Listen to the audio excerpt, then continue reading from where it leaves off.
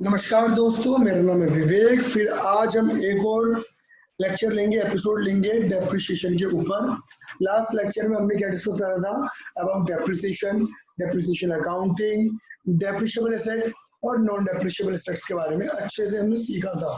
ठीक है, अगर किसी को डाउट हो, दिक्कत हो, परेशानी हो तो आप व्हाट्सएप करें 9953247951 पर। ठीक है, और बाकी आज हम फिर कुछ की टर्म्स जो डेप्रिसिएशन से कनेक्टेड है। हालांकि ये सारी बातें हमें 11th क्लास में सिखाई जाती हैं, लेकिन समटाइम्स हम इन्हें डेप्थ में नहीं सीखते। अब क्योंकि हम फाउंडेशन की तैयारी कर रहे हैं, हमें प्रोफेशनल कोर्स की तैयारी कर रहे हैं, तो हमें इन चीज़ों को डेप्थ में सीखना बहुत जरूरी हो जाता है। हर एक बात का एक डेप्थ मीनिंग पता होना बहुत जरूरी हो जाता है। तो आइए दोस्तों, इसी सिलसिले में अगर आपको याद हो तो हमारी जो डेफिनेशन थी इसकी डेप्रिसिएशन अकाउंटिंग की, उसमें ये लिखा हुआ था, depreciation accounting means allocation of depreciable amount of a depreciable asset. Depreciable asset number 1 था, उसमें डिस्कस कर लिया था, over useful life in a systematic manner. आज के लेक्चर में हम कोशिश करते हैं कि हम डेप्रिशिएबल अमाउंट को, यूजफुल लाइफ को और सिस्टमैटिक मैनर का पूरा मीनिंग क्लियर कर लें, यानी कि इस डेफिनेशन को सही तरीके से, अच्छे तरीके से समझ लें। ठीक है, आइए माता रानी की अरदास लगाते हुए शुरू करते हैं क्या, डेप्रिशिएबल अमाउंट के बारे में। देखो, अगर आपको दिख रहा होगा स्क्रीन पे depreciable amount, depreciable amount number 2 डाल दिया मैंने। और क्या लिखा हुआ बेटा, मैंने यहाँ पर लिखा हुआ इट मीन्स हिस्टोरिकल कॉस्ट और other amount substituted for historical cost in the financial statement less the estimated residual value, estimated residual value। चलिए, हाँ जी, तो डेप्रिशिएबल अमाउंट का मतलब क्या है? डेप्रिशिएबल अमाउंट का मतलब है it means historical cost or other amount substituted for historical cost in the financial statement less estimated scrap value, estimated residual value। यानी कि it is the difference between historical cost and residual value. देखो लिखा क्यों है, depreciable amount का मतलब क्या होता है? Historical cost minus scrap value. Scrap value का आप क्या कहते हो? सॉल्वेज वैल्यू भी कहते हो। बात क्लियर हो गई? देखो जरा इसका मतलब क्या है, देखो जैसे मैं अलग पेज बना करके इसी पे आपको समझा देता हूँ। देखो, मान लो कोई मशीन है जो आपने खरीदी है 1 लाख रुपए की, 1 लाख रुपए की, ठीक है, और इस मशीन को आप कई लंबे समय तक यूज करोगे, और उसका जब मान के चलो वो मशीन जो है तुम यूज करने वाले हो, उसकी जो लाइफ है वो 5 साल है। यानी कि आप उस मशीन को यूज करने वाले हो 5 सालों तक। क्लियर ही नहीं है? 5 साल बाद वो तुम्हारे लिए कबाड़ा हो जाएगी, तुम उसे यूज करने वाले नहीं हो, ऐसा मान रहे हो आप। क्लियर ही नहीं है? यानी कि 5 साल बाद आप उसे कबाड़े के भाव बेच दोगे, तो उसे तुम क्या बोलते हो? कबाड़े के भाव को स्क्रैप वैल्यू, सॉल्वेज वैल्यू, ये रेसिडुअल वैल्यू। बोलो, स्क्रैप वैल्यू, सॉल्वेज वैल्यू या रेसिडुअल वैल्यू। क्लियर ही नहीं है? सपोज रेसिडुअल वैल्यू कितनी रहेगी मेरे बेटा जी? 10,000 रुपए। बात क्लियर हो गई? क्लियर ही नहीं है?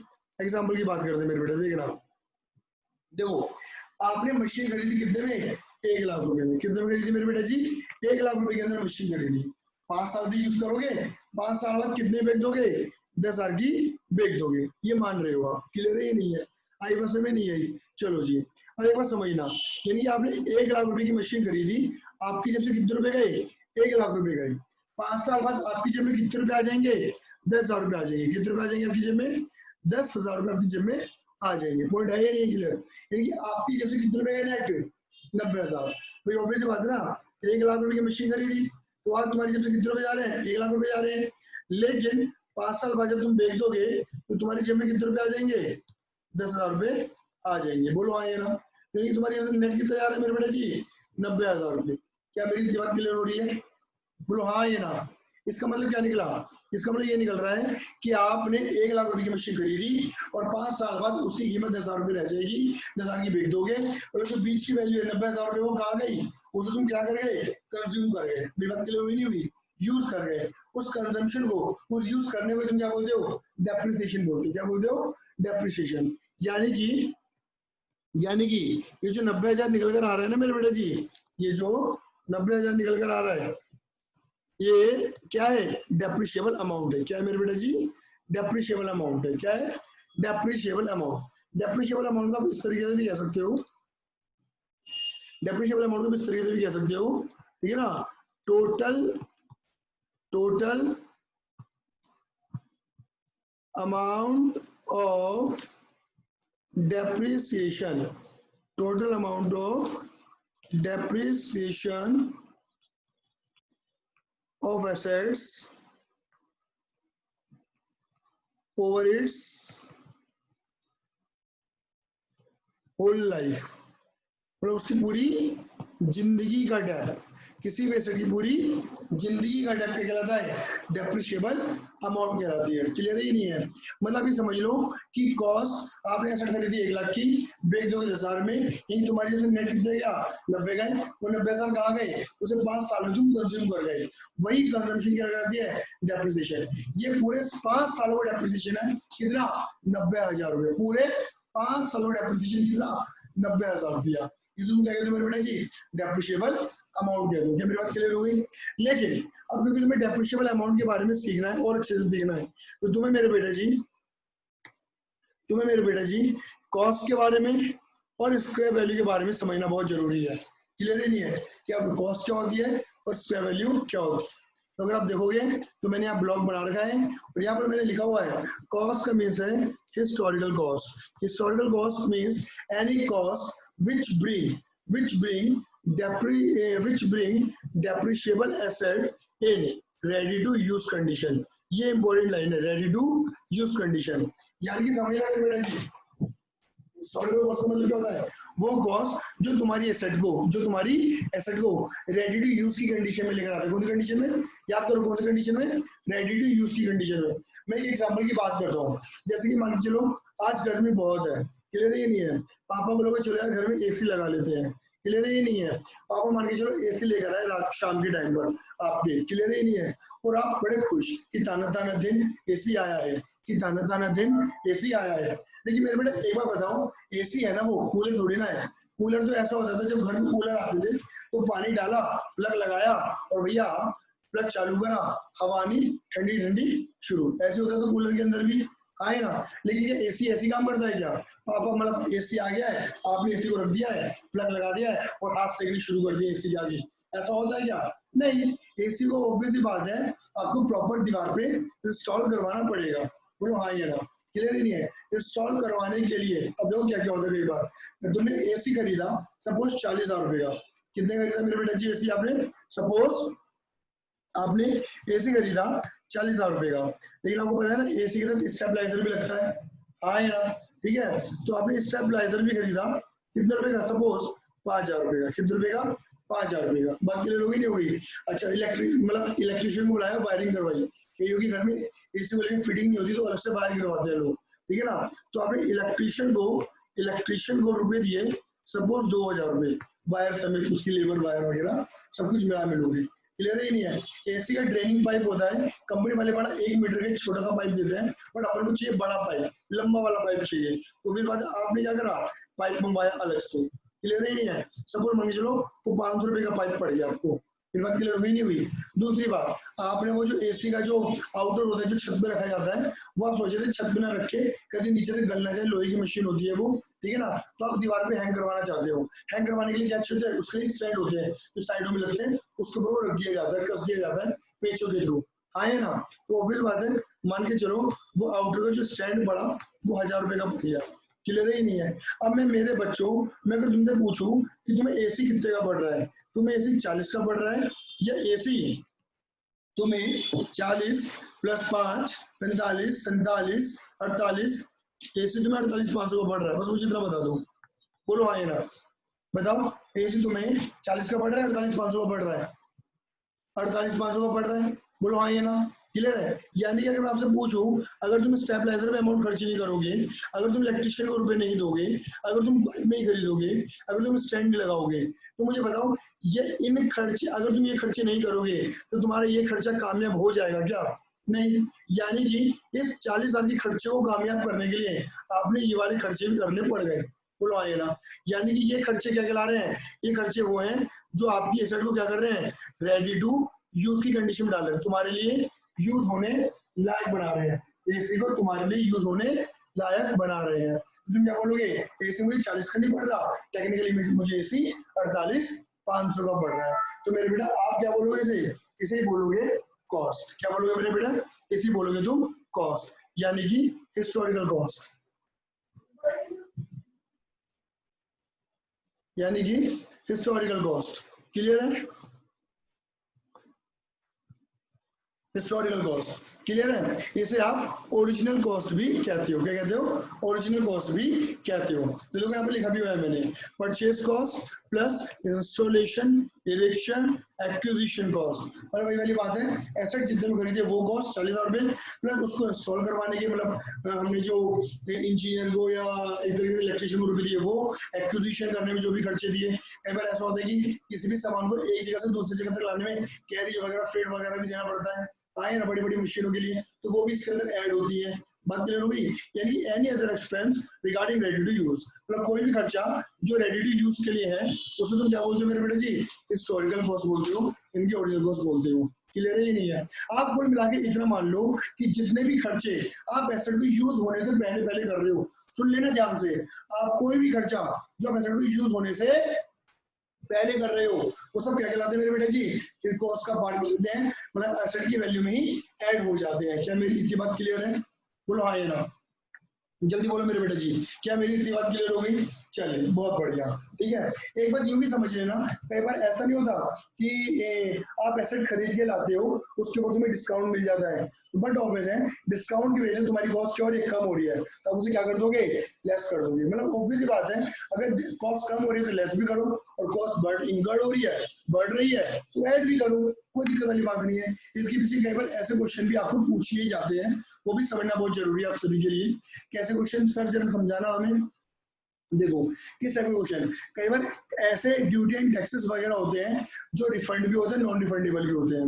जैसे सपोज तुमने कोई मशीन खरीदी, अपना आपको फैक्ट्री लगानी है, फैक्ट्री में मशीन खरीदी, और मान लो वो मशीन आप जापान से इंपोर्ट करके लाए, मतलब इंडिया में वो मशीन नहीं मिलती, आप जापान से लाए, और बट ऑब्वियस है जब जापान से उस मशीन को इंडिया में लाओगे तो भैया कस्टम ड्यूटी लगती है। क्या लगती है, कस्टम ड्यूटी, और generally custom duty non refundable होती है। तो आप ये मान लो मेरे बेटा जी, देखो जी, अगर आप मशीन लाए हो सपोज 10 लाख रुपए की, कितने रुपए की मेरे बेटे जी, 10 लाख रुपए की, और उसके ऊपर मान के चलो 1 लाख रुपए का क्या लग गया, कस्टम लग गया। क्या लग गया, कस्टम ड्यूटी लग गई। यानी कि वो मशीन तुम्हें कितनी की पड़ रही है, एक तरीके टेक्निकली 11 लाख रुपए की पड़ रही है। क्या मेरी बात इतनी क्लियर हो रही है, जल्दी बोलो आए ना। लेकिन जब इंडिया में आती है तो इंडिया में आके उसके ऊपर जीएसटी ठोक दिया जाता है, अगर दिया तो उसके ऊपर जीएसटी और लगा दिया जाता है। सपोज मैं ये मान लेता हूँ कि जो जीएसटी लग रही है, वो जीएसटी जो लग रही है वो 50,000 रुपए की लग रही है। कितनी लग रही है जीएसटी, 50।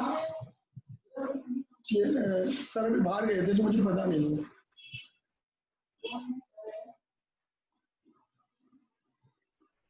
तो जो जीएसटी लग रही है वो 50,000 रुपए की लग रही है जीएसटी। बाकी ले लो भाई। अब क्या होता है मेरे बेटे जी, मान लो ये जो जीएसटी है वो क्या है, रिफंडेबल है। क्या है मेरे बेटे जी, रिफंडेबल है, क्योंकि हम जीएसटी एक्ट के अंदर आते हैं, हमने जीएसटी का रजिस्ट्रेशन ले रखा है, ये रिफंडेबल है। क्लियर ही नहीं है, मतलब सरकार हमें ये टैक्स वापस कर देती है, या इस टैक्स को तुम घुमा लेती हो।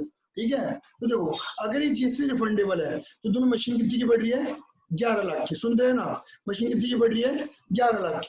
लेकिन अगर ये जीएसटी रिफंडेबल नहीं है तो तुम बोल देना भैया ये मशीन तुम्हें पड़ रही है 11,50,000 की। मेरी बात समझ रहे हो, मतलब जो टैक्सेस तुम्हें वापस मिल जाएंगे उन्हें तुम कॉस्ट का पार्ट मत मानना, वो तुम मान ही सकते, क्योंकि वो कॉस्ट तुम्हें बाद में मिल जाएगी। लेकिन आप तुम्हें कॉस्ट वापस नहीं मिलेगी तो तुम्हें ऑब्वियस बात है उसे अपनी हिस्से का पार्ट मानना पड़ेगा और ऐड करना पड़ेगा। क्या मेरी इतनी बात क्लियर हो गई, बोलो हाँ ये ना। अब कुछ एडवांस लेवल की बातें भी करेंगे, आ जाओ। क्या लिखा मेरे बेटे जी, यहाँ पे देखो ऑथर कमेंट लिखो हुए हैं, और ऑथर कोई और नहीं, ठीक है, मैं ही हूँ। क्लियर है, ऑथर कोई और नहीं, मैं ही हूँ, मैंने ही लिखा है। ठीक है ना, क्या लिखा है, एनी एक्सपेंस, ध्यान से पढ़ना, एनी एक्सपेंस इंकर्ड, देखो मैंने यही बोला था, incurred before starting using of asset will be treated as a part of asset and it should be capitalized. Clear है? कोई भी एक्सपेंस हो जो तुम एसेट को यूज करने से पहले कर रहे हो will be treated as a part of asset, तुम उसे एसेट का पार्ट मानोगे and it should be capitalise. कोई तुमसे पूछे ना कैपिटलाइज का मीनिंग क्या होता है, तो मेरे बेटे ये देखो, ये जो खर्चे थे स्टेबलाइजर का, इलेक्ट्रिशियन का, पाइप वाला, स्टैंड वाला, क्लियर ही नहीं है, ये खर्चे थे, इन खर्चों को तुम किस में ऐड कर रहे हो, अपनी एसेट की वैल्यू में ऐड कर रहे हो। बोलो हाँ या ना? तो मेरे बेटा खर्चों को एसेट की वैल्यू में ऐड कर देना, क्या मतलब क्या कहलाता है? कैपिटलाइजेशन कहलाता है। क्या कहलाता है? कैपिटलाइज कर देना। नहीं तो इस तरीके से समझो, आपने कक्षा 11वीं के अंदर पढ़ा होगा, क्या दो तरह के खर्चे होते थे, एक होता था रेवेन्यू खर्चा और एक होता था मेरे बेटा कैपिटल खर्च। जो कैपिटल खर्चे होते हैं ना मेरे बेटा, उन्हें बोलते थे तुम एसेट, और वो बैलेंस शीट की लायबिलिटी, बैलेंस शीट की एसेट साइड में जाता था। बोलो हाँ या ना? लेकिन मेरे बेटा जी, एक होता था रेवेन्यू खर्चा, ऐसा खर्चा जो बार बार होता है, रिपेयरिंग, सैलरी, हाँ या ना, ये वाले खर्चे। क्लियर ही नहीं है? ये खर्चे आते थे आपके प्रॉफिट एंड लॉस अकाउंट की डेबिट साइड में। मेरी बात क्लियर हो गई? हाँ या ना? लेकिन कोई खर्चा है जो रेवेन्यू नेचर का है, कोई खर्चा है जो रेवेन्यू नेचर का है। मेरी बात क्लियर हुई नहीं हुई? कोई खर्चा है जो रेवेन्यू नेचर का है, जो पीएनएल में जाना चाहिए, लेकिन वो एसेट को यूज होने से पहले किया जा रहा है, तो उस खर्चे को तुम रेवेन्यू खर्चा नहीं मानोगे। क्लियर ही नहीं है? उसे तुम क्या करोगे? एसेट की वैल्यू में ऐड कर दोगे। क्या कर दोगे? कैपिटलाइज। क्या मेरी बात क्लियर हो रही है? कैपिटलाइज का मीनिंग क्लियर हो रहा है ना? In the value of original asset, but once we have started using of asset, then any expense incurred will not be treated as a part of cost of assets। आ जाओ, मैं तुम्हें इसके लिए और अच्छा सा एग्जांपल देता हूँ जिससे तुम्हें बातें सारी क्लियर हो जाए। बेटा देखो, मान लेते हैं कि आपने कोई सेकंड हैंड स्कूटी खरीदी। मान लो आपने क्या खरीदा मेरे बेटा जी? सेकंड हैंड स्कूटी खरीदी। क्लियर ही नहीं है? अब बेटा ऑब्वियस बात है, एक तरीके से मुझे बताओ, ये दुनिया की नजरों में सेकंड हैंड है, बट बेटा तुम तो खुश हो, तुम्हारे तो पहली बार खरीदी गई है। सपोज वो स्कूटी तुमने कितनी खरीदी मेरे बेटा जी? 30,000 रुपए की खरीदी। अब आपको पता है जब सेकंड हैंड माल खरीदते हो तो स्टार्टिंग मैकेनिक को भी दिखाते हो, थोड़ी बहुत रिपेयरिंग वगैरह भी कराते हो। अभी तुमने स्कूटी यूज करनी शुरू नहीं करी, लेकिन रिपेयरिंग करवाई। बोलो हाँ या ना? तो यानी कि देखो, आप सेकंड हैंड खरीदो या बिल्कुल ब्रांड न्यू खरीदो, आपके लिए वो नई स्कूटी है, आपकी जीवन में ये स्कूटी। क्लियर ही नहीं है? आपने रिपेयरिंग कराई 5,000 की, तो अगर मैं आपसे पूछूं आपको स्कूटी कितनी की पड़ी, तो तुम क्या बोलोगे? स्कूटी 35,000 की पड़ी, यही बोलोगे। अब देखो मैं कहना ही चाह रहा हूँ, मैं आपको कैपिटलाइज का मीनिंग और अच्छे से क्लियर कर रहा हूँ। टेक्निकली रिपेयरिंग करवाना क्या है मेरे बेटा जी? एक रेवेन्यू खर्चा होता है, एक ऐसा खर्चा होता है जिसे तुम प्रॉफिट एंड लॉस अकाउंट में दिखाते हो। अब क्योंकि ये एसेट को यूज करने से पहले किया जा रहा है, ये एसेट को यूज करने से पहले किया जा रहा है। ये बात क्लियर हो रही है? इसलिए तुम इसे रेवेन्यू खर्चा ना मान के क्या मानोगे? कैपिटलाइज मान रहे हो और एसेट की वैल्यू में ऐड कर रहे हो। क्लियर है? इसे बोलते हैं कैपिटलाइजेशन करना, कैपिटलाइज करना। रेवेन्यू खर्चे को तुमने क्या मान लिया? कैपिटलाइज। अब तुमने क्या करा? स्कूटी, ठीक है, अब तुमने स्कूटी यूज करनी शुरू कर दी। यूज करने के बाद तुमने क्या करवाया? दोबारा से रिपेयरिंग करवाई। क्या करवाया? दोबारा से रिपेयरिंग करवाई। बात क्लियर हो गई? आई बस में नहीं आई, दोबारा से रिपेयरिंग कराई। सपोज मान के चलो तब रिपेयरिंग पे आपने कितने खर्चे करा? तब आपने रिपेयरिंग पे 3,000 रुपए का खर्चा करा। क्या मेरी बात इतनी क्लियर हो रही है? कितना खर्चा करा मेरे बेटा जी? 3,000 का। ये खर्चा अब रेवेन्यू ही माना जाएगा और ये पीएनएल में ही दिखाया जाएगा। मेरी बात क्लियर हुई या नहीं हुई? आई बस में नहीं आई, इसे तुम कैपिटलाइज नहीं करोगे। देखो मैंने वही वाली बात लिखी है, अगर एसेट को यूज करने से पहले कर रहे हो कोई भी खर्चा, तो वो एसेट की वैल्यू में ऐड होगा, कैपिटलाइज होगा। लेकिन वंस यू स्टार्ट, लेकिन अगर आपने एक बार एसेट को यूज करना शुरू कर दिया, ठीक है, उसके बाद कुछ भी खर्चा कर रहे हो उसमें ऐड नहीं होगा, वो रेवेन्यू खर्चे माना जाएगा, पीएल में डेबिट किया जाएगा। क्या मेरी बात क्लियर हो रही है? आई बस में नहीं है। लेकिन अब यहाँ पर अगर आप देख रहे हो तो मैंने यहाँ पे हाईलाइट करके एक पॉइंट लिखा, मतलब बोल्ड करके पॉइंट लिखा हुआ है। मुझे पता है मैंने पॉइंट क्या लिखा हुआ है, लेकिन मैं बस आपको पहले बताना चाहूंगा, समझाना चाहूंगा। क्लियर है? देखो एक एग्जांपल के थ्रू बात करते हैं। मान लो, ठीक है, आपके पापा ने एक प्रॉपर्टी खरीदी। क्या खरीदी मेरे बेटे जी? प्रॉपर्टी खरीदी। ये मान के चलो इसे बोलते हैं जमीन। ये पापा ने क्या खरीदी, जमीन खरीदी। बात क्लियर हो गई, आई बस में नहीं आई, बात क्लियर हो गई, जमीन खरीदी मेरे बेटा जी। अब इस जमीन के ऊपर पापा ने क्या करा, एक मंजिला मकान बनवा दिया, एक मंजिला मकान बनवा दिया। क्या मेरी इतनी बात आपको क्लियर हो गई, बोलो हाँ या ना, ठीक है, एक मंजिला मकान बनवा दिया।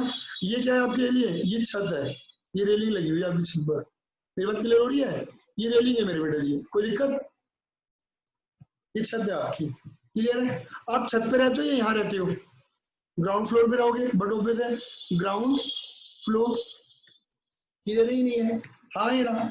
अच्छा अब देखो, मैंने बोला था ना बिल्डिंग के ऊपर डेप्रिसिएशन लगता है, अब ये मकान बनवाने में जमीन के ऊपर डेप नहीं लगेगा, जमीन 25 लाख की खरीदी हो, 30 लाख की खरीदी हो, जमीन के ऊपर डेप नहीं है, मकान बनवाने में पापा ने 10 लाख रुपए लगाए, तो 10 लाख रुपए के ऊपर डेप लगेगा, बोलो हाँ या ना, क्लियर ही नहीं है। मकान बनवाने में, फर्निशिंग करवाने में, किवाड़ लगवाने में, खुदाई करवाने में, सारा खर्चा 10 लाख बैठा, क्लियर ही नहीं है। गृह प्रवेश से पहले वाला खर्चा देख लो, गृह प्रवेश समझ लो, एसेट की यूज करने से पहले वाला खर्चा सब इसमें ऐड हो रहा है। लेकिन जब एक बार तुम मकान में रहना शुरू कर दोगे, आए ना 5 साल बाद तुमने फिर इसको खुदाई करवाई, थोड़ा सा रिनोवेशन करवाया, तो इसमें ऐड नहीं होगा, क्योंकि रहने की बात कर रहे हो।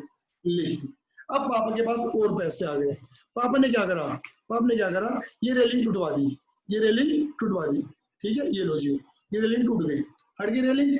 और पापा ने क्या करा, ऐसे छज्जे निकलवाए, इंडिया में तो बहुत निकलते हैं छज्जे, ऐसे छज्जे निकलवा के, क्लियर है, यहाँ पे बढ़िया सी रेलिंग लगवाई, ठीक है, और भैया यहाँ ऐसे करके, ऐसे करके, ऐसे, ठीक है, ऐसे करके, ऐसे क्या कर दिया बेटा जी, एक फ्लोर और चढ़वा दिया, मतलब एक फ्लोर और चढ़वा दिया। अब आपकी जो छत है वो कहाँ पहुंच गई है, आपकी छत यहाँ पहुंच गई है, सही बात ही नहीं है। अब मुझे बताओ, आपके रहने के लिए एक जगह, दो जगह है, दो, आपके पास, अब तुम्हारा आपके पास क्या आ चुका है, फर्स्ट फ्लोर भी आ चुका है, बेटा बोलो हाँ ये ना, क्या मेरी बात क्लियर हो रही है, जल्दी बोलो हाँ ये ना। तो मैं ये समझाना चाह रहा हूँ, अब देखो, अब ये मान के चलो ये वाला फ्लोर चढ़ाने में, ठीक है, ये वाला फ्लोर चढ़ाने में मान के चलो पापा ने 12 लाख रुपए लगाए, कितने रुपए लगाए, 12 लाख। तो क्या, अब देखो मकान, ये वाला तुम मकान यूज कर रहे हो, नीचे रह रहे हो, यूज कर रहे हो आप, बोलो हाँ ये ना, ठीक है, और ऊपर एक मंजिला और बन रहा है, क्लियर है ये नहीं है, बोलो हाँ या ना, ठीक है। कहने को मैंने क्या बोला था कि अगर आप एक बार एसेट को यूज करना शुरू कर दोगे, उसके बाद जितने भी खर्चे होंगे तुम उसमें ऐड, मतलब एसेट में ऐड नहीं करोगे, लेकिन ये जो 12 लाख रुपए ये ऐड होंगे नहीं होंगे, ये ऐड होंगे। अब ये ऐड क्यों होंगे, क्योंकि ये खर्चा किया तो यूज कर, मतलब एसेट को यूज करने के बाद किया गया है, किस मकान को यूज कर रहे हो उसके बाद किया गया है, लेकिन इस खर्चे से तुम्हारे मकान की एफिशिएंसी बढ़ रही है, तुम्हारे लिए यूज करने का एरिया बढ़ गया। छत को यूज नहीं कर सकते, छत पे तुमने एक और मकान बना डाला, मकान के ऊपर मकान, आए ना, नीचे गोरे की दुकान, ऊपर गोरे का मकान, क्लियर है ये नहीं है, आई बस में नहीं है, आई बस में नहीं है, क्लियर है। यहाँ पर ये लिखा हुआ है क्या, देखो बट, देखो बट करके लिखा मैंने, but if any expense incurred after start using asset which make increase efficiency of asset then such expense will be treated as a part of cost and hence should be capitalised. मतलब अगर एक बार asset को use करना शुरू कर दोगे, उसके बाद कोई ऐसा खर्चा किया जाता है जिससे एफिशिएंसी बढ़ जाती है, तो उस खर्चे को तुम वैल्यू नहीं मानोगे, उसे तुम एसेट की वैल्यू में ऐड करोगे। तो कई बार तुम्हें ऐसे क्वेश्चन एमसीक्यू में आ सकते हैं, क्या सकते हैं मेरे बेटा, फाउंडेशन लेवल पे ऐसा कुछ पूछ सकते हैं कि हमने फलाना खर्चा किया जिससे एसेट की एफिशिएंसी इंप्रूव कर गई, तो तुम इसे कैपिटलाइज करोगे, रेवेन्यू करोगे, कुछ नहीं करोगे, तो तुम क्या बोलोगे, कैपिटलाइज करेंगे, एसेट की वैल्यू में ऐड करेंगे, हाँ ये ना, क्लियर है। और ऐसा एक क्वेश्चन बना के दे दिया गया कि ये 1,000 का खर्चा किया गया, ये 10,000 का खर्चा किया गया, बस जिससे एसेट की एफिशिएंसी में कोई फर्क नहीं पड़ा, तो it should B revenue, clear है। लेकिन ये खर्चा कब हो रहा है, एसेट को यूज होने के बाद, एसेट्स को यूज होने से पहले वाले सारे खर्चे ऐड होने वाले हैं। क्या मेरी इतनी बात क्लियर है, बोलो आइए ना। अगर मेरी इतनी बात क्लियर है तो आओ मेरे बेटा, और एक जबरदस्त आपको क्या दे दूं मेरे बेटा जी, एक जबरदस्त बेहतरीन एग्जाम्पल और देता हूँ, ठीक है, जिससे तुम्हारा लेवल ऑफ नॉलेज और इंप्रूव हो जाएगा और बढ़ जाएगा, क्लियर है ये नहीं है। देखो देखो मेरे बेटा जी, बेटा मान लो ये जीरो पीरियड है, जीरो पीरियड समझते हो, जीरो पीरियड है, क्लियर है, जीरो पीरियड है, क्लियर है। अब जीरो पीरियड का मतलब क्या होता है, जीरो पीरियड होता है आज, क्या मतलब होता है मेरे बेटा जी, आज, क्लियर है। आज तुमने जमीन खरीदी और उस जमीन पर तुम अपनी बिल्डिंग ऑफिस, मकान, कुछ भी बनाना शुरू कर रहे हो। क्या मेरी बात क्लियर हो रही है? ठीक है, लेकिन मैं ये मान के चल रहा हूँ मेरे बेटा जी, ये मान के चल रहा हूँ मैं, आपने जो बिल्डिंग जमीन खरीदी है और जो बना रहे हो, ठीक है, वो लोन लेके बना रहे हो, वो खर्चा वर्चा 1 करोड़ का बैठ रहा है, 10 लाख तुम्हारे पास थे, 90 लाख का तुम्हारा लोन हो गया। मेरी बात क्लियर हुई नहीं हुई? ठीक है, 10 लाख तुम्हारे पास थे, 90 लाख का तुम्हारा लोन हो गया। यानी कि एक तरीके से ये प्रॉपर्टी तुम्हें कितनी की पड़ रही है? 1, 2 और 3, 1 करोड़ की पड़ रही है। बोलो हाँ या ना?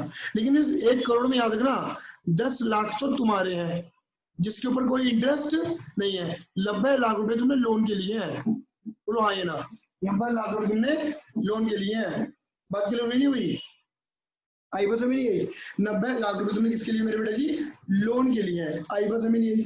ठीक है, अब इस लोन के ऊपर क्या लगेगा मेरे बेटा जी? इंटरेस्ट। बोलो हाँ या ना? ठीक है, आ जाओ अब थोड़ा सा और आगे बढ़ते हैं। देखो, मान लो आपने 1 साल के अंदर अंदर इस जगह को यूज करा और मकान बनवा दिया। क्लियर ही नहीं है? आपने गृह प्रवेश यहाँ कर लिया या ऑफिस के अंदर प्रवेश यहाँ कर लिया। लो जी, क्या बोलेंगे मेरे बेटा जी? गृह प्रवेश। लो जी, यहाँ पर हो गया 1 साल बाद, आफ्टर 1 ईयर। बोलो हाँ या ना? 1 साल बाद क्या हो गया मेरे बेटे जी? आपका गृह प्रवेश हो गया। क्लियर है? ठीक है, यानी कि अगर देखा जाए यहाँ से ऑनवर्ड्स आप अपने मकान में रह रहे हो, गृह प्रवेश हो गया, चावल बिखेर दिए गए हैं, ठीक है ना, पाठ पूजन सब कुछ हो चुका है, ऑनवर्ड्स आपने रहना शुरू कर दिया। क्लियर ही नहीं है? अब देखो, लेकिन अभी तक आपने लोन तो पे नहीं करा। बोलो हाँ या? लेकिन अभी तक आपने लोन तो पे नहीं किया।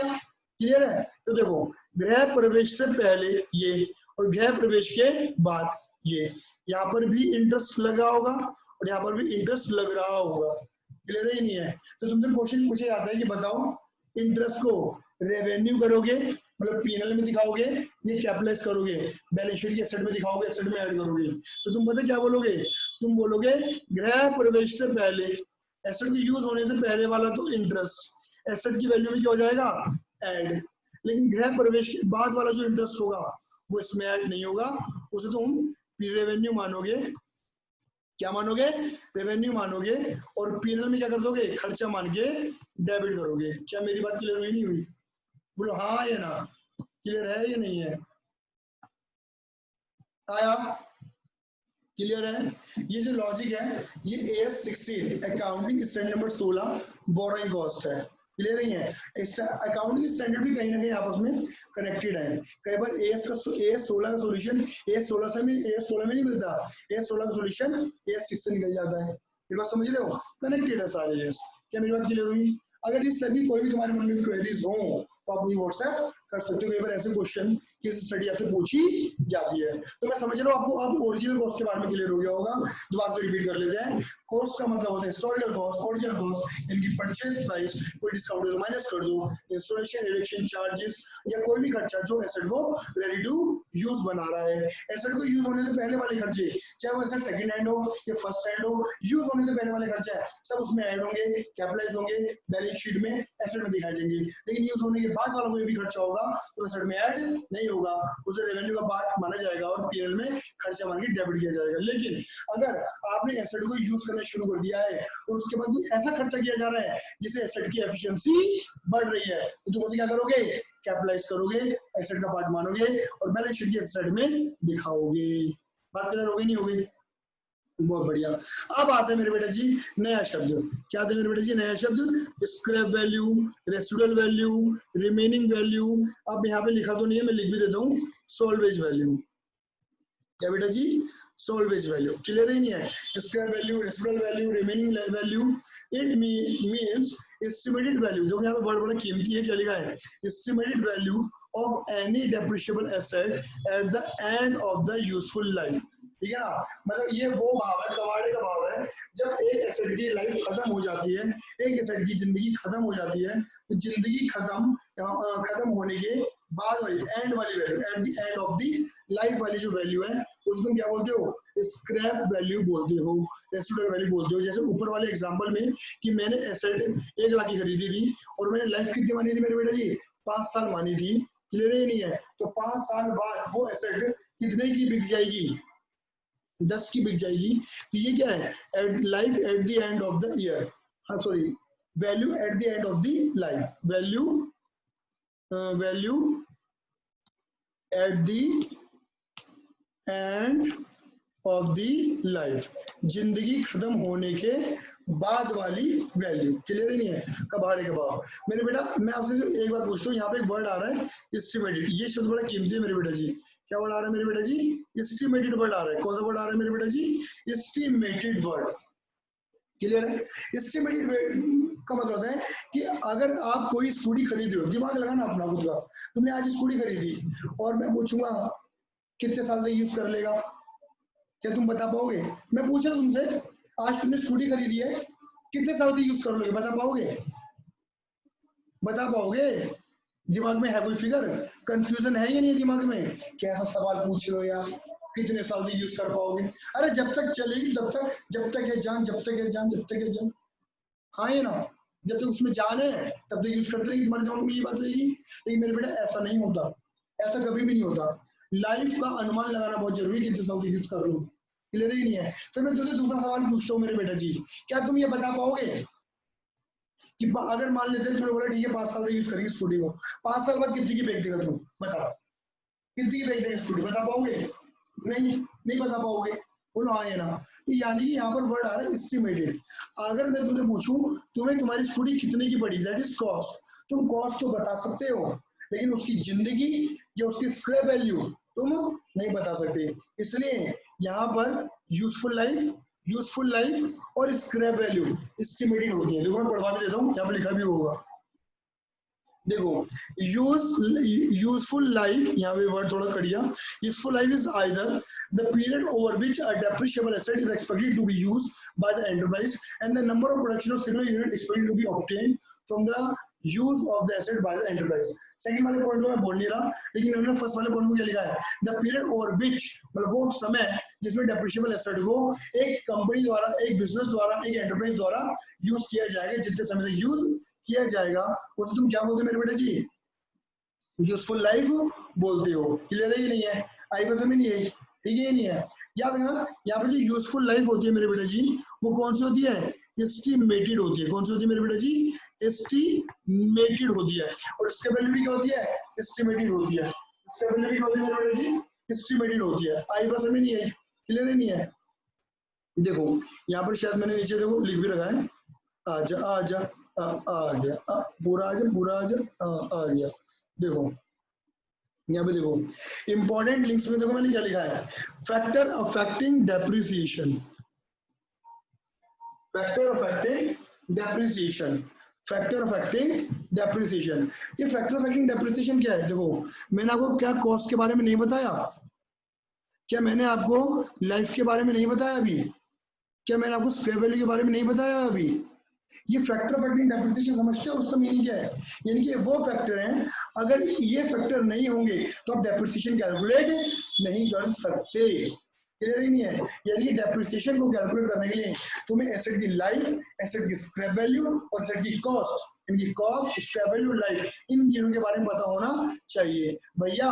लेकिन हम कॉस्ट के बारे में तो पता लगा सकते हैं कि कॉस्ट कितनी है, लेकिन लाइफ कितनी लगाएं? मैंने बोला ना एस्टिमेटेड करो, बिना यहाँ पे तुम्हें लाइफ का एस्टिमेशन करना पड़ेगा, क्योंकि अगर तुम एस्टिमेशन नहीं लगा पाओगे तो तुम डेप्रिसिएशन भी कैलकुलेट नहीं कर पाओगे। क्या मेरी बात क्लियर हो रही है? बोलो आइए ना भैया, हम चलो लाइफ का एस्टिमेशन भी कर लेंगे, चलो ठीक है ना, 5 साल 10 साल, हाँ, लेकिन वो 5 साल 10 साल बाद कितने की बिकेगी इसके वैल्यू के बारे में कुछ पता तो है ही नहीं। कबाड़े हो इसके वैल्यू अगर तुम नहीं लगा, इसके वैल्यू का अनुमान लगाओ, अगर अनुमान नहीं लगा पा रहे हो एस्टिमेशन लगाओ। अगर तुम एस्टिमेशन नहीं लगाओगे तो डेप्रिसिएशन कैलकुलेट नहीं कर पाओगे। एस्टिमेशन लगाओ, और अगर एस्टिमेशन नहीं लग पा रहा तो तुम इसका वैल्यू को क्या मान लो? बोलो 0, निल मान लो। क्लियर ही नहीं है? क्योंकि 0 भी एक वैल्यू है। बोलो हाँ है ना? हाँ है ना? देखो मैंने ये लिखा हुआ है ऊपर की तरफ, ठीक है? As we know, square value is based on estimation and it may be changing in any succeeding year, और इस समय के अकॉर्डिंग चेंज हो सकता है। So that estimation is very difficult, therefore many entities assume square value is 0। बहुत सारी कंपनियां 0 ही मान लेती हैं। Square value estimated at the time of acquisition, मतलब तुम स्क्वायर वैल्यू को जो अनुमान लगाते हो कब लगाते हो? एक्विजिशन, जब तुम एसेट खरीदते हो। क्या आ सकता है? एक्विजिशन करते हो, इंस्टॉलेशन करते हो, ये रिवैल्यूएशन करते हो। एक्विजिशन, इंस्टॉलेशन, ये रिवैल्यूएशन करते हो, तब तुम एसेट का इसके वैल्यू का अनुमान लगाते हो। तुम्हें दो बातें तो क्लियर हो जाएंगी, ठीक है, इसका एक्विजिशन और इंस्टॉलेशन करते हो, इसके वैल्यू का अनुमान लगाया जाता है। ये रिवैल्यूएशन क्या होता है, एसेट का रिवैल्यूएशन, ऐसे अभी प्रैक्टिकल मैं लूंगा तब बताऊंगा मैं तुम्हें एसेट का रिवैल्यूएशन करने के करते टाइम भी आप इसके वैल्यू का अनुमान लगाते हो। क्लियर है? आया? क्लियर है? सवाल आता है यूजफुल लाइफ कैसे पता लगाते हैं। मेरे बेटे देखो, यूजफुल लाइफ का वो अनुमान लगाना पड़ता है। हर चीज की एक लाइफ होती है, और इंजीनियर देखो ऑब्वियस बात है, अगर तुम कोई भी स्कूटी बाइक कार खरीद के लाओगे और पूछोगे इसकी कितनी लाइफ है, तो वहां पे हर शोरूम वाला इंजीनियर ये बता देगा भैया ये 5-10 साल मक्खन की तरह चलेगी, उसके बाद आपको पता है एक टाइम के बाद तो चीजें बेकार हो ही जाती हैं, आपको रिपेयरिंग वगैरह करवानी पड़ेगी, नहीं तो मक्खन की तरह 10 साल तो चलेगी चलेगी। क्लियर ही नहीं है, यानी कि हर चीज की एक लाइफ बताता है। जैसे कि अगर कोई प्रॉपर्टी है तो हमारी सरकार क्या कहती है, किसी भी प्रॉपर्टी की लाइफ, किसी भी बिल्डिंग की लाइफ क्या है, 99 साल है, हमारी सरकार बताती है ये चीज, हर एसेट की लाइफ बताई जाती है। आप उसके अकॉर्डिंग अनुमान लगा लो। क्लियर ही नहीं है, अब उसके अकॉर्डिंग अनुमान लगा लो। भाई इंजीनियर बोल रहे हैं 10 साल की लाइफ है मशीन की, अरे हमें तो 6 साल यूज करनी है। क्लियर है? बोलो आए ना। आपने कभी देखा होगा तुम्हारे परिवार में ऐसे कई लोग होंगे जो हर 5 साल बाद गाड़ी बदल देते हैं, हर 5 साल बाद। ये तरीका है बेटा जी गाड़ी को तरीके से यूज करने का। क्लियर है ना? 5 साल भैया, 3 साल 2 साल में एक बच्चा कह रहा है 3 साल 2 साल बदल दे रहे हैं, तो बेटा वो तो फालतू पैसा है। क्लियर ही नहीं है। टेक्निकली एक गाड़ी की जो लाइफ है यूपी दिल्ली एनसीआर के बड़ी, हम दिल्ली एनसीआर में है, तो ऑब्वियस बात है पेट्रोल वाली गाड़ी की लाइफ हमारे यहाँ 15 साल मानी जाती है ना, और डीजल वाली की 10 साल मानी जाती है। क्लियर ही नहीं है। तो इसमें क्या करते हैं लोग, 5 साल बाद से क्या करते हैं, घुमा देते हैं। बात क्लियर नहीं हुई? हर 5 साल में घुमा देते हैं जिससे उनकी सेकेंड हैंड वैल्यू अच्छी मिल जाए। अगर तुम पूरा यूज कर लोगे ना तो कुछ भी वैल्यू नहीं मिलती, और 5 साल बाद घुमा दोगे तो सेकेंड हैंड वैल्यू अच्छी मिल जाती है। मेरी बात क्लियर हुई नहीं हुई? आई बस में नहीं आई? इसे बोलते हैं यूजफुल लाइफ। यूजफुल लाइफ का अनुमान लगा सकते हो किस बेसिस पे? देखो मैंने बेसिस लिखे हुए हैं कि कितने टाइम में टूट फूट हो जाएगी, कबाड़ा हो जाएगी, या कोई लीगल लिमिट, या इंजीनियर ने कोई एडवाइस कर रखी है, सरकार ने कोई लिमिट बता रखी है, कोई टाइम बता रखा है, या सरकार ने बिल्डिंग की लाइफ बता रही है 99 साल। कई बार इंजीनियर एडवाइस करते हैं कि 10 साल 15 साल 12 साल। मैं आपको टेक्निकली बता रहा हूँ, किसी भी कंपनी के अंदर जब स्कूटी बाइक कार या फिर कुछ भी बनता है ना, जो भी ऑटोमोबाइल्स की कंपनियां होती हैं, आपको पता है वो किसी बाइक को, स्कूटी को, कार को बिल्कुल मार्केट में लाने से पहले पता है खुद चलाती हैं, और बहुत अच्छे लेवल पे चलाती हैं। समझ रहे हो? मतलब उनका खुद का अंदर इतना बड़ा कैंपस होता है कि वो लगातार बंदे जॉब, सिर्फ जॉब पे पता है क्यों राइडर्स को लगाया जाता है। राइडर समझते हो? तो सिर्फ स्कूटी बाइक भगा हुआ है। क्लियर है? उनको जॉब दी जाती है 15-20 हजार रुपए की। उनका काम क्या होता है, सुबह आना, 10 बजे आना, हेलमेट पहनना और सेफ्टी मेजर्स के लिए ग्लव्स वगैरह पहनना, और बाइक पे बैठना और घुर बस चलाते रहना, एफिशिएंसी निकालना उस बाइक की, लाइफ निकाल देना उसकी लाइफ। क्लियर ही नहीं है? अच्छा एक बात और समझ लेना मेरे बेटे जी, लाइफ किसी भी एसेट की जरूरी नहीं है कि इन टर्म्स ऑफ ईयर्स हो, 1 साल 2 साल 3 साल। कई बार लाइफ जो होती है किलोमीटर्स में भी होती है। जैसे पता है आपको, हमारी बाइक स्कूटी कार की लाइफ हम लिखते तो ईयर्स में है, लेकिन एक्चुअली की जो लाइफ होती है वो किलोमीटर्स में होती है। भाई जितनी चलेगी उतने डेप्थ उतनी पुरानी, बोलो हाँ या ना? क्लियर ही नहीं है ना? और कई ऐसी मशीनें भी होती हैं, उनकी जो लाइफ होती है वो नंबर ऑफ यूनिट्स के ऊपर डिपेंड करती है, जितना वो सामान बना देंगी, नंबर ऑफ यूनिट, ईयर्स में नहीं होती। क्लियर ही नहीं है? हाँ या ना? जैसे मैं आपको एक एग्जांपल देता हूँ, मैं एक बार 12,500 रुपए का ना प्रिंटर खरीद के लाया था, ठीक है? तो पता है मैंने पूछा था मुझसे, भैया ये क्या लाइफ है इसकी? 5,000 प्रिंट्स। बेहतरीन, नहीं 5,000 गलत बोल दिया, 1 लाख प्रिंट्स, 1 लाख प्रिंट, कोई दिक्कत नहीं आएगी। मतलब तुम 1 लाख प्रिंट निकालोगे ना इस मशीन से, कोई दिक्कत नहीं आने वाली। उसने ये बताया 6 महीने, 1 साल 2 साल, उसने बोला 1 लाख प्रिंट निकाल ले इस मशीन से, लाइफ बेहतरीन है। यानी कि 1 लाख प्रिंट बहुत होते हैं, 1 लाख प्रिंट कहा है ना, 1 लाख प्रिंट मतलब 1 लाख प्रिंट से मशीन चू भी नहीं करेगी, चू भी ना करे। क्लियर ही नहीं है? 1 लाख प्रिंट तक। अब चाहे वो 1 लाख प्रिंट तू 1 दिन में निकाल ले, 1 महीने में निकाल ले, 1 साल में निकाल ले, इसकी लाइफ कितनी है? 1 लाख प्रिंट, 1 लाख पेपर। समझ गए? क्लियर ही नहीं है? तो लाइफ का मतलब ये समझे ना कि हमेशा ईयर्स में नहीं होती, वो यूनिट्स में, किलोमीटर में हो सकती है। सही नहीं मेरी बात? बोलो आइए ना। चलिए जी, तो मेरे बेटा ये था मेरे बेटा लाइफ के बारे में। और देखो फिर ऑथर के कमेंट भी लिखे हुए हैं यहाँ पर। ऑथर कमेंट, ऑथर कौन है? मैं हूं मैं, क्लियर ही नहीं है? ऑथर कमेंट क्या लिखा मेरे बेटा जी, पढ़ो ध्यान से। 4 पॉइंट लिखे। Life of asset is the economic life which is a part of physical life of asset. Clear ही नहीं है? मतलब किसी भी लाइफ का मतलब है इकोनॉमिक लाइफ। इकोनॉमिक लाइफ का मतलब होता है कि आप कितने समय तक उसे यूज करोगे और वो आपको बेनिफिट देगी, विच is a part of physical life. इसका मतलब मैं समझा रहा हूँ, इसका मैं बता रहा हूँ कि इसका मीनिंग क्या आ रहा है कि इंजीनियर कह रहा है 12 साल, हम कह रहे हैं भैया हमें तो 10 साल यूज करनी है। तो फिजिकल लाइफ जो है वो 12 साल है, फिजिकल लाइफ जो है वो 12 साल है, लेकिन हमने इकोनॉमिक लाइफ कितनी मानी है कि हमें बेनिफिट खाली 10 साल तक ही लेना है। इकोनॉमिक लाइफ 10 साल तक बेनिफिट लेना है, चाहिए 12 साल तक रहे मशीन। क्लियर ही नहीं है? आगे बढ़ो। Useful life is also based on estimation, बोल दिया था मैंने, इसका भी अनुमान लगाना जरूरी है। At the time of installation acquisition of depreciable asset over which enterprise has charge depreciation on such asset without estimation of life, we are not able to apply AS6। आपको क्लियर हो रहा होगा कि मतलब हमें ये लाइफ का estimation करना जरूरी है, बिना एस्टिमेशन के आप AS6 अप्लाई नहीं कर सकते, डेप्रिसिएशन को कैलकुलेट नहीं कर सकते। Life of depreciable asset, life of depreciable asset may be term of, जो मैंने बोला ना, may be terms of year or kilometre, मतलब लाइफ किलोमीटर में, यूनिट्स में, आवर्स में, घंटों में या ईयर्स में भी हो सकती है। बोला मैंने? आगे बढ़ो। In some cases life of asset is predetermined, कई केसेस में हमें लाइफ पहले से ही पता होती है। In such case depreciable amount is amortized in the life of asset, so that depreciation accounting include amortization if life of assets prefix। ये क्या है जरा ये समझाना भैया। कई बार क्या होता है, कई ऐसी एसेट्स होती हैं जिनकी लाइफ हमें पहले से पता होती है कि लाइफ 10 साल ही है, 10 साल ही है। टेक्निकली मैं बता रहा हूँ, एक एग्जांपल ले लेते हैं, सुनते रहना। जैसे एग्जांपल ले लेते हैं कि आप क्या करते हो कि हमारी कंपनी है जो गुटखा बनाती है, गुटखा यानी कि वही पान मसाला। आपको पता है पान मसाला ऑब्वियस बात है एक लीगल टर्म्स में अब इसका लाइसेंस लेना पड़ता है बनाने के लिए।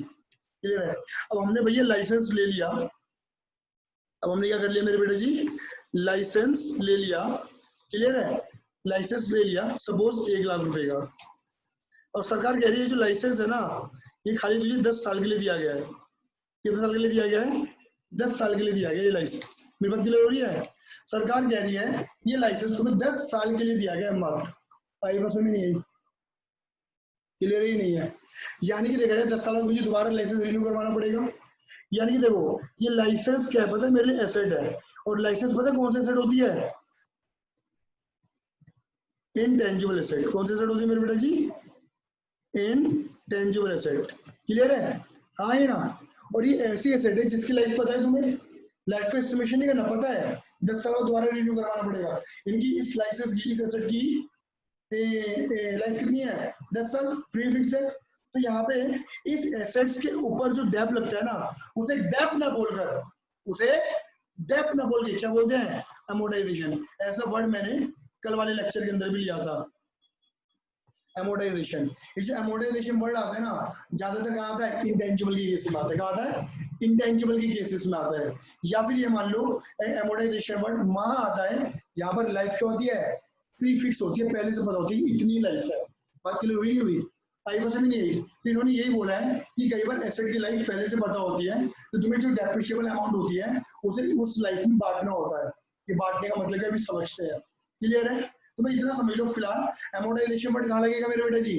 अमोर्टाइजेशन वर्ड लगेगा वहां पर जहाँ पे एसेट की लाइफ पहले से पता है, फिक्स है, तुम्हें एस्टिमेशन करने की जरूरत नहीं है। और जहाँ पे अमोर्टाइजेशन कहाँ पर आता है? इंटेंजिबल एसेट के केसेस में आता है। क्लियर है?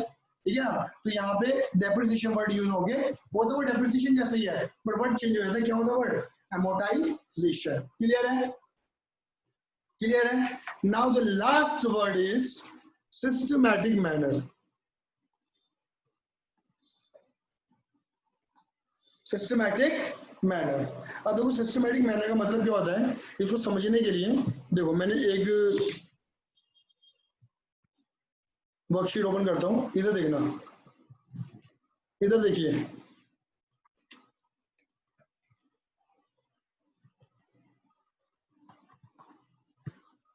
कॉस्ट मान के चलो,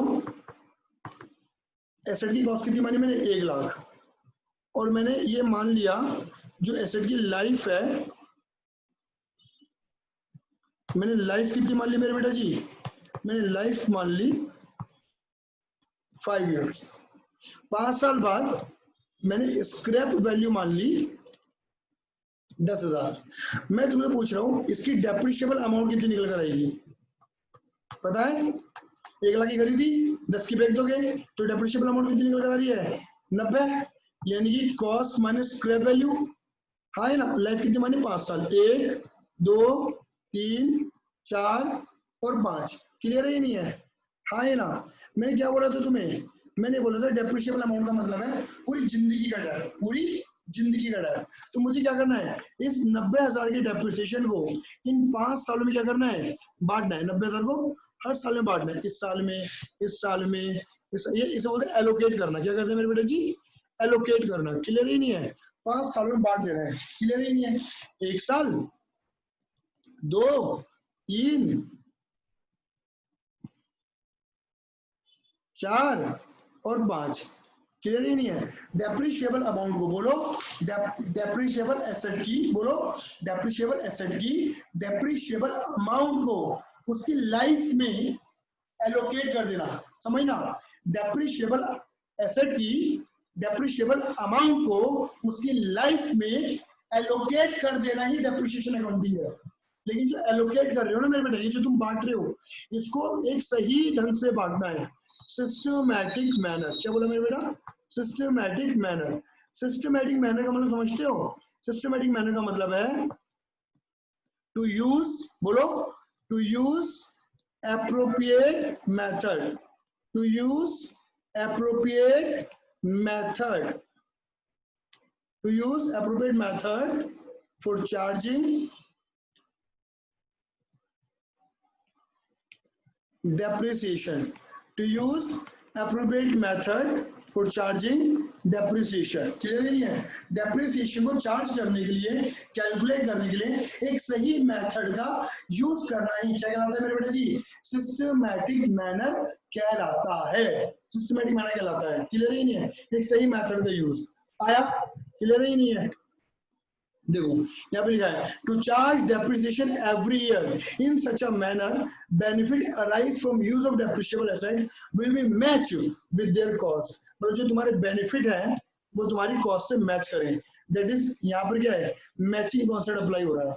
मतलब सिस्टमैटिक मैनर का मतलब है कि एक ऐसे सही मेथड को यूज करना जिससे सही तरीके से हर साल डेप्रिसिएशन को चार्ज किया जा सके, डेप्रिशिएबल अमाउंट को एलोकेट किया जा सके, जिससे क्या होगा, जितनी तुम एसेट यूज कर रहे हो, एसेट को यूज करना क्या हुआ, जितना तुम उसके ऊपर डेप लगा रहे हो उस डेप का पूरा बेनिफिट तुम उसी साल निकाल रहे हो। क्लियर ही नहीं है भाई? मैचिंग कॉन्सेप्ट क्या कहता था, मैचिंग कॉन्सेप्ट क्या कहता था मेरे बेटे जी, मैचिंग कॉन्सेप्ट कहता था कि जब तुम प्रॉफिट लॉस अकाउंट बनाओगे तो जिस साल की इनकम दिखा रहे हो, जिस साल की इनकम दिखा रहे हो उसी साल की खर्चे दिखाना। दैट मींस आपकी इनकम और आपके एक्सपेंस शुड बी मैच। बोलो हाँ या ना? खाली वही खर्चे दिखाए जाते हैं जो तुम्हारी इनकम को घुमाने में हेल्प करते हैं। बोलो हाँ या ना?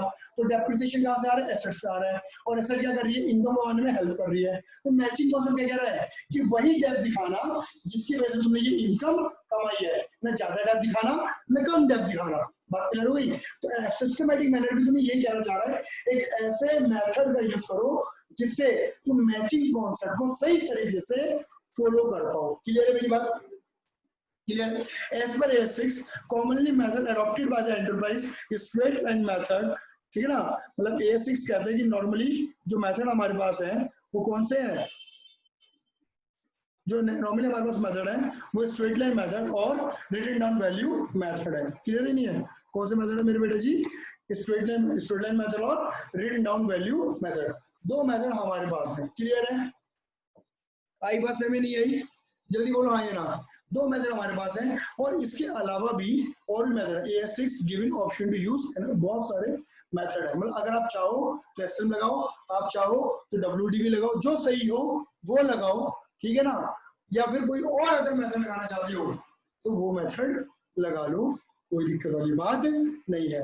तो मतलब भैया और भी मेथड होते हैं, बहुत मेथड है। अभी देखना आने वाले मेथड लेक्चर्स में आपको सिखाऊंगा। क्लियर है? आई बस में नहीं आई? बोलो। तो बेटा आज हमने क्या सीखा? यूजफुल लाइफ के बारे में, सिस्टमैटिक मैनर के बारे में और डेप्रिशिएबल अमाउंट के बारे में। क्लियर है? तो मेरे बेटा अब आ जाओ, पूरी उस डेफिनेशन को एक बार रिकॉल कर लेते हैं। देखो क्या लिखा है डेप्रिशिएबल। देखो अभी मैंने बोला था डेप्रिशिएबल अकाउंटिंग में क्या है? एलोकेशन। देखो मैंने बोला एलोकेशन, देखो ये रहा एलोकेशन, हरे कलर में देखो एलोकेट कर रखा है, बांट रखा है। एलोकेशन मतलब बांट देना। किसको बांट देना? डेप्रिशिएबल अमाउंट को बांट देना। डेप्रिशिएबल अमाउंट क्या दिया है? पूरी लाइफ के डेप्रिसिएशन को, उसकी लाइफ में मतलब पूरी लाइफ, पूरी जिंदगी के डेप्रिसिएशन को एसेट की लाइफ में बांट देना। देखो लिखा ना allocation of depreciable amount of depreciable asset. Depreciable asset की डेप्रिशिएबल अमाउंट को उसकी लाइफ में बांट देना, लाइफ में बांट देना इन सिस्टमैटिक मैनर, एक सही ढंग से, एक सही रूप से, इस मैक्सिमम फॉलो करो। क्लियर हुआ? क्लियर हुआ? ये पूरी डेफिनेशन देखो तुम, मैंने 1 2 3 4 बहुत मेहनत किया, वो क्लियर हो गया होगा। क्लियर है? ये नहीं है आई बस अभी नहीं, इनमें बहुत छोटी छोटी बातें आएंगी मेरे बेटे जी, बहुत छोटी छोटी बातें कनेक्ट हो सकती हैं। और अगर तुम्हें थ्योरी क्लियर है तो इसकी छोटी से छोटी और बड़ी से बड़ी बात में तुम कभी कंफ्यूज नहीं हो सकते, आपकी गारंटी है। आई बस में नहीं आई? चलिए जी मेरे बेटा आज के लिए धन्यवाद। Tata bye, see you, love you, जय हिंद, जय भारत।